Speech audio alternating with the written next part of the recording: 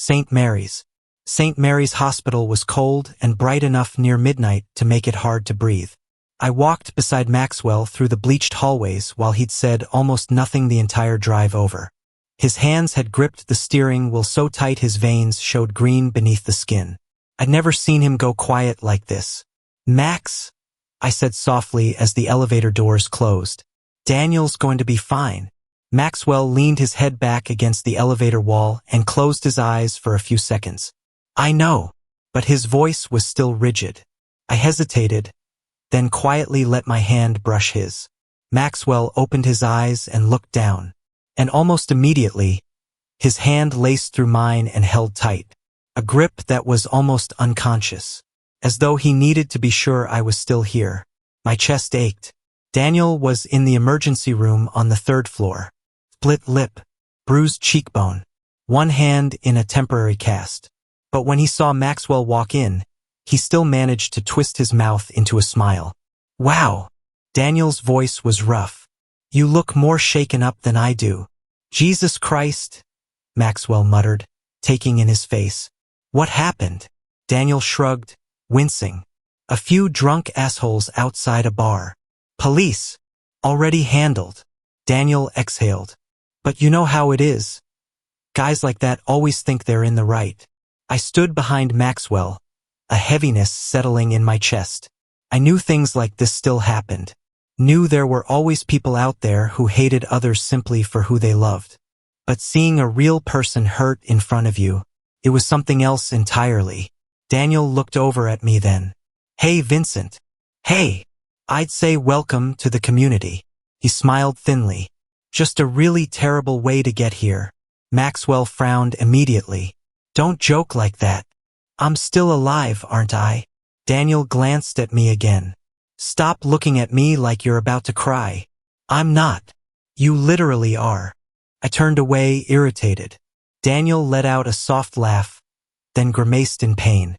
"Okay, don't make me laugh. My face is considering legal action." Even Maxwell smiled a little at that. The air finally loosened, just slightly.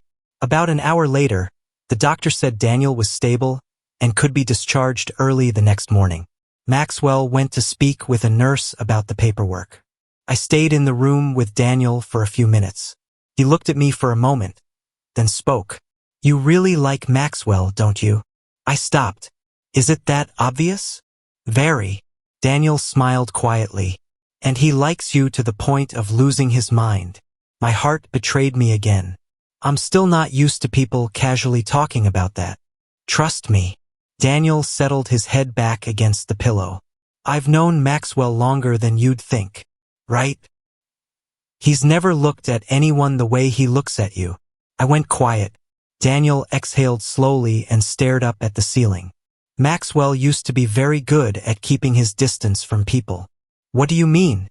"He'd flirt, go on dates, make people fall for him." Daniel shrugged slightly. "But he always kept an exit ready." Something in my chest dropped. Maybe part of me had always been afraid of that. Afraid that one day Maxwell would realize this was getting too serious and run. Daniel turned to look at me. "But it's different now." "How can you be sure?" He smiled, dry and quiet. "Because he was just looking at you like he'd kill anyone who made you sad." My heart skipped a beat. Right then Maxwell came back. "The nurse says you need to rest," he told Daniel. Daniel immediately pulled a face. "Boring. Good for your brain." "Am I still handsome?" "Not at the moment." Daniel gasped with exaggerated offense. I laughed out loud. And in that moment, I realized I was glad Maxwell had people who'd understood him long before he met me. It made him more real. Not just the famously good-looking guy on campus, but an actual person, with a history, with people who cared about him, with wounds that were his own. On the drive back to the apartment, it started to rain. Chicago at night blurred soft and indistinct behind the water on the windshield. Maxwell drove in silence for a long time. Then, unexpectedly, "I hate this." "I know. I hate that there are still people out there who think they have the right to do that just because someone is different from them." I watched the side of his face in the red glow of a stoplight. Jaw tight, eyes dark.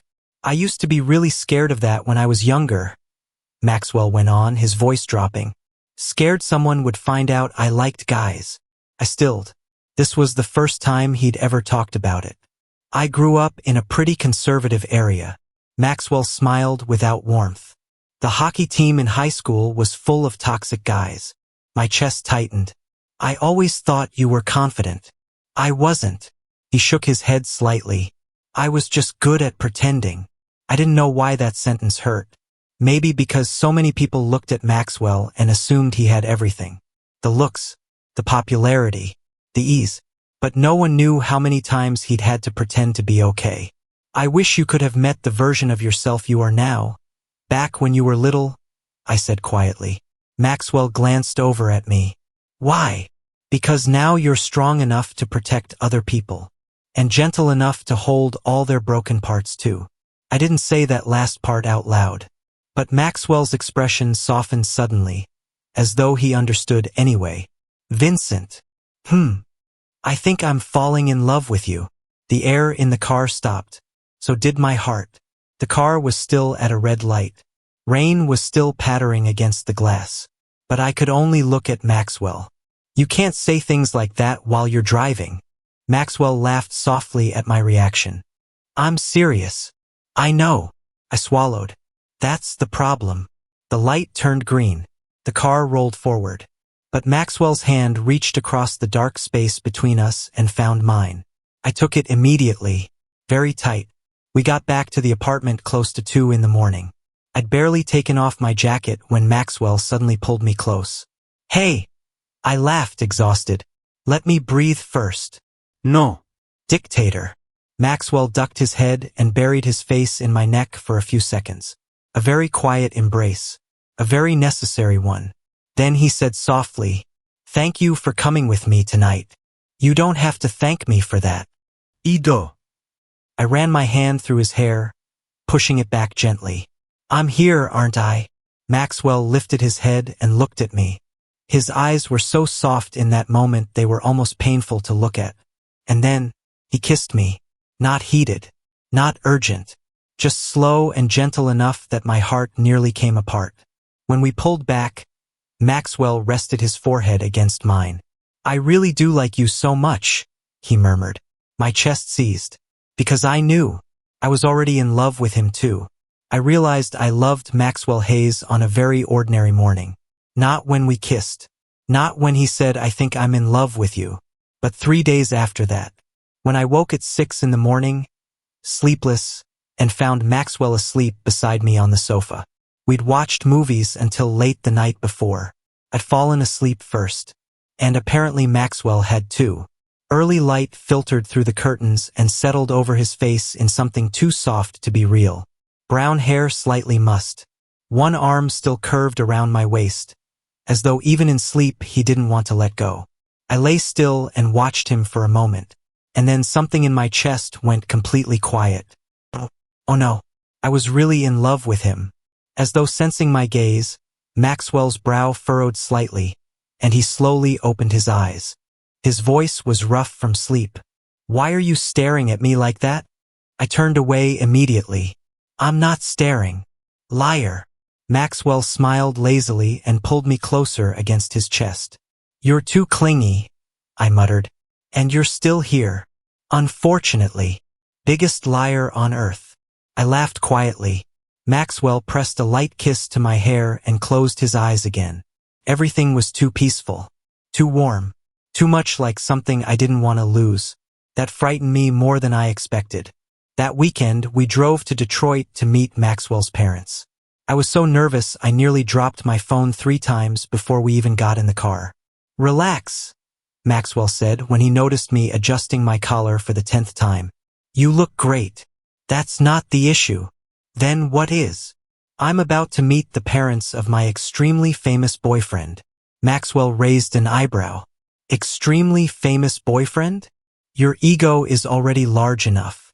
Don't make me add to it. Maxwell laughed, then unexpectedly leaned over and kissed my cheek quickly before pulling out of the parking spot. You're cute when you panic. I will open the door and roll out of this car. Seatbelts locked. You manipulative little psychopath. But handsome. I hate that that's true. Maxwell's parents lived in the Detroit suburbs in a lovely two-story house with a front yard full of red maple leaves. I'd barely stepped out of the car when the front door swung open. A brown-haired woman stepped out with an extraordinarily warm smile. Maxwell.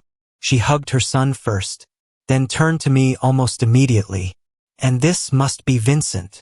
My heart nearly stopped. Oh God, I murmured. You actually told them about me? Maxwell stood behind me, looking entirely unrepentant. All the time. I'll sue you. Maxwell's mother laughed out loud. I like this one already. And it got worse. Maxwell's father was also completely wonderful. He was nearly as tall as Maxwell but with much gentler eyes. Finally get to meet the person who got this kid to actually call home, he said. Dad. I mean it. I turned to Maxwell with an expression of pure suspicion. You really mentioned me that much? Maxwell wheeled the suitcase toward the house, ears going slightly pink. Maybe. I was fairly certain my heart had just melted for the 100th time this month. Dinner that evening was surprisingly wonderful. Maxwell's parents took turns telling embarrassing stories about him as a child. Maxwell once cried because the neighbor's dog didn't like him, his mother revealed. I was 8. I still have pictures, his father added. I laughed until my stomach hurt. Maxwell sat across from me looking completely helpless. You're enjoying this way too much. I have never been happier in my life. Traitor. Completely. Maxwell's mother glanced back and forth between us and smiled, very faintly. And somehow, that look made something warm bloom in my chest. The way she was genuinely glad to see her son happy. After dinner, Maxwell got pulled out to the garage by his father to look at something. I helped his mother clear the table in the kitchen. Vincent, she said after a few minutes of quiet. Yes. I've never seen Maxwell like this before. I paused. Like what? She smiled, soft and gentle. He's always been well-liked. She folded the dish towel in her hands. But no one has ever made him look the way he does now. My heart slowed. You know. She continued quieter. He used to be very afraid that no one would accept who he really was. My chest tightened. Since he met you. She looked toward the garage, where Maxwell was laughing at something with his father. He seems lighter. I had to bow my head and pretend to dry a glass to hide the fact that my eyes had suddenly gone prickly. Good grief. This family was making my heart entirely too soft. That night, I slept in the guest room on the second floor. Or was supposed to. Because around 1 in the morning, there was a very quiet knock at the door. I opened it. Maxwell was standing in the hallway in a gray hoodie and sleep pants. Are you sneaking into my room like a character in a teen movie? Maybe. Your parents are right downstairs. I know. Why do you look proud of yourself? Maxwell smiled and stepped inside before I could react. You genuinely have no concept of personal space. No. Even noticed. He sat down on the edge of my bed. The pale yellow nightlight made everything look unusually soft. Can't sleep? I asked. Maxwell was quiet for a moment, then nodded slowly. It's been a long time since home felt like this. Like what? He looked at me. Warm. My chest caught. I pulled the blanket up and sat beside him. Our shoulders touched. Vincent, Maxwell said very quietly. I've never wanted to keep anyone close for this long. I turned to look at him. Maxwell's eyes in that moment were genuinely frightening. Not because they were cold, but because they were so completely sincere. I think. He smiled faintly, almost helplessly. I really am in love with you. Everything in me went still. No wind outside the window. No clock ticking downstairs. Only Maxwell's voice, settling somewhere in my chest. I should have been nervous, should have panicked, but instead, I only felt my heart finally find the right place to belong. I reached up and touched his cheek gently, and smiled. Good, I said softly, because I love you too. Maxwell looked at me like the whole world had just stopped. Then he kissed me, and this time, there was no hesitation left at all. That kiss was different from everyone before it. No more testing the edges. No more dangerous tension. Only a tenderness that made my chest ache. Maxwell kissed me like he had finally touched something he had been searching for far too long. And God help me, I felt exactly the same. When we pulled apart, Maxwell kept his forehead pressed to mine. Both of us were smiling very slightly, the foolish smile of people who are far too in love. Wow, Maxwell murmured. That's your reaction? I'm overwhelmed. So am I. He traced his fingers slowly along my cheek. I think my heart just found peace for the first time in years. That sentence nearly killed me on the spot. I hate that you talk like you're writing poetry. I hate that you make me say things this cheesy. I laughed and leaned my head against his shoulder. Outside the window, wind moved through the maple trees with a soft, hushed sound. Everything was perfect just then. So perfect it scared me a little. The next morning, Maxwell's mother looked at the two of us coming downstairs and immediately smiled like she'd just confirmed something. Oh my God, I muttered. She knows. Mom always knows, Maxwell said serenely. Moksh. His mother set the pancakes on the table with an expression of supreme satisfaction. Did you both sleep well? Very well, Maxwell answered before I could open my mouth. I kicked him under the table. Maxwell was entirely unrepentant. His father looked up from his newspaper and sighed with great dramatic weight. My son has finally figured out how to fall in love. Dad, I've been waiting a long time for this. I will never recover from this breakfast, I muttered. Maxwell's mother laughed. Vincent, you blush so easily. Because everyone is bullying me. And you're still cute, Maxwell added. I turned to glare at him. He just smiled and quietly took my hand under the table. My chest immediately went soft. Genuinely insufferable. Sunday afternoon, we drove back to Chicago. I fell asleep halfway there because I'd barely slept the night before. When I woke up, the sky had gone dim. One of Maxwell's hands rested on the wheel. The other was still holding mine. My heart did its stupid little leap again. Morning, sleeping beauty, he said without taking his eyes off the road. I hate that. But accurate. I drooled. Still cute. I'm breaking up with you. No, you're not. I laughed quietly and leaned my head against the window, watching the city lights slowly emerge in the distance. Chicago at night was strangely beautiful. And for the first time since I'd moved here, it actually felt like home. The weeks that followed went by terrifyingly fast. My life gradually filled up with Maxwell. He appeared in everything. In my class schedule. In my phone. In my thoughts. In a future I'd never dared imagine having someone beside me in. We studied together at the library. Went grocery shopping like a young broke married couple.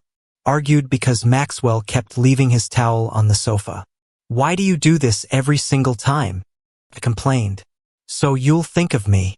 You literally live in this apartment. Still works. Psychopath. But you love me. Unfortunately. Maxwell laughed and pulled me into his lap right there in the kitchen. I love hearing you say that. I have never met anyone as annoyingly happy as you. That's because I have you. My heart still wasn't used to being ambushed like that. Maybe it never would be. One evening in late November, Belridge held the biggest hockey game of the season. Nearly the entire campus flooded the arena. I still don't understand why people enjoy watching men slide around on ice and hit each other, I said, pulling my scarf up. Because we're hot, Connor answered immediately. That is the most narcissistic thing I have ever heard. I learned it from Maxwell. Hey, Maxwell objected, entirely without conviction. The hockey team had to go to the locker room to get ready. Before he left, Maxwell pulled me aside into a quiet corner of the hallway. Wish me luck, he said. I hope you don't break any bones. Romantic. I'm practical. Maxwell smiled and leaned down and kissed me quickly on the mouth. Right there in a hallway full of students. My heart still hammered the way it had the very first time. All right, I pushed his shoulder gently. Go. Before I get more nervous than you. Maxwell looked at me for a moment. then smiled. That smile, the confident one that went soft at the edges just for me. I'll win it for you. God, I was so completely in love with this person it was ridiculous. And Maxwell did win. Belridge scored the deciding goal in the final period. The entire arena erupted. Connor nearly vaulted the barrier screaming at the crowd. Lucas slid across the ice like he'd lost his mind. And Maxwell, the second the match ended, he turned and found me in the stands. Through hundreds of people. He still saw me first. My chest went tight. Maxwell pulled off his helmet and ran straight toward the spectator section. Holy shit! Connor screamed from somewhere behind. He's doing a movie moment. I hadn't even finished laughing when Maxwell was already in front of me. Cheeks flushed from cold and adrenaline. Breathing hard. Eyes blazing. And in front of the entire Belridge arena, he reached up and pulled me down and kissed me. The roar around us was loud enough to shake the stands. But I couldn't hear any of it anymore. Only Maxwell. Always Maxwell. When the kiss ended, he rested his forehead against mine. I love you, Maxwell said into the noise and chaos. My heart went so soft it hurt. I know. Arrogant. I learned it from you. Maxwell laughed out loud. Then held me close under the blazing arena lights. And for the first time in my life, I wasn't afraid of being seen anymore. Because if the person standing beside me was Maxwell Hayes, then maybe I was brave enough for anything. Winter in Chicago came faster than I expected. Within a few weeks, the whole city was buried in white. The apartment windows were always fogged with condensation. The old radiator clanked through the night. And Maxwell had officially become a walking space heater. You're too warm, I grumbled as he pulled me close on the sofa again. Thank you. That wasn't a compliment. Too late. I laughed and pulled the blanket up over both of us. The Christmas movie on TV had arrived at an extremely sentimental scene. Maxwell watched it for a moment, then turned to me. We should get a tree. I blinked. Are you serious? Yes. Maxwell Hayes wants to decorate the apartment? You say that like I just announced I'm becoming a priest. I'm just surprised. Maxwell nudged his nose into my hair. I never wanted to do things like this before. My chest went soft instantly. But you do now? Yes. He looked at me. Because now I have someone to do them with. Good grief. I was genuinely not going to survive the level of boyfriend this man was becoming.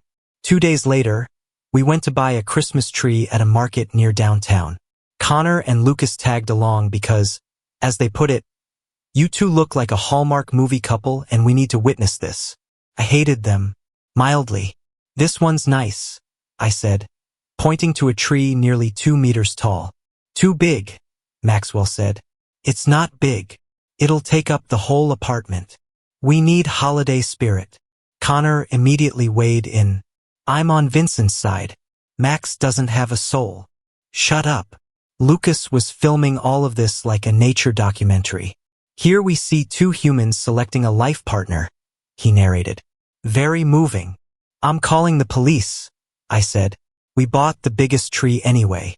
And exactly as Maxwell predicted, it barely fit through the door. I hate that you were right, I muttered as all 4 of us wrestled it inside. Maxwell laughed so hard he nearly dropped it. I'm recording that. Delete it. Never.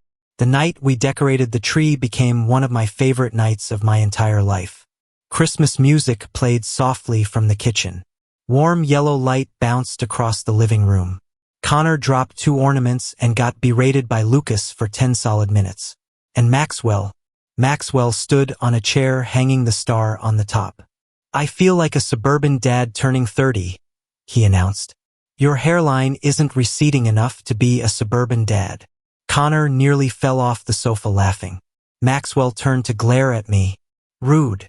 I'm just being honest. Come here. Why? Come here and find out. I'd barely taken a step before Maxwell pulled me close and kissed my forehead.